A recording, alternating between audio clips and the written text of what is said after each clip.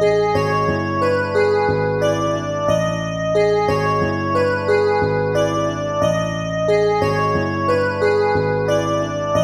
Sole okay?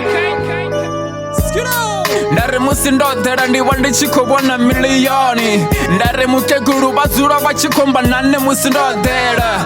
Vari utamburo husiri nofera. Vari kasvote zvine nakotangana nazvo vuchironi. Vari zvituvia zvafera ngalimwe namadhuva. Ndopulo makonani atina konani. Nditsura ndotongofara chifhinga chote. Mukeguru vari ndisonguvya ndarada taura. Navo vati vachikotonga vari ndivaliche. Vari kandipushe vuchiro. Vari ndidzive zvine ndakotoda musi ndichikochira. Vari vusiwane hudofera mwananga. Ende vari nditsure ndichitusa vatu chifhinga chote.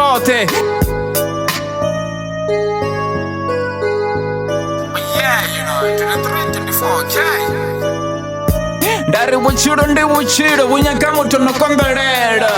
Ndari kotsira makole chifhinga vochiveya. Nisongonyaza vatu vahulwane vachamba naimwe musi nodhera. Nekotiyeni vafesese kasvote zvine vakonivuza musi nodhera. Ndari ndingava nichikolora novhura mabindu. Ndari muloro wanu udowedza. Nisongovuye nanyadza na dhuva naliti. Nitsure nichihumbela zitapelo. Nitsure nichihumbela zipaduchezo kavafasi. Ndari chimwe na chimwe china dhuva. Ndari chimwe na chimwe chitochimbira.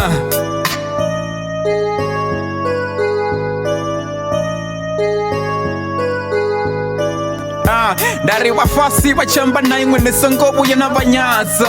Nivatechelesa kazvote zvine vakoniudza zvone. Ndari rudzura richikobona musi rodhera. Ndari chifhinga chikochimbira namadhuva akochimbira. Ndari kazvote zvine nakozvivona miloroni. Ngalimwe lamadhuva zvidoiteya. Ndari vafasi vadodzura vanaimwe vakonitikedza kazvote zvine nakozviita dhuva nadhuva vuchironi. Cash, carry push, you know?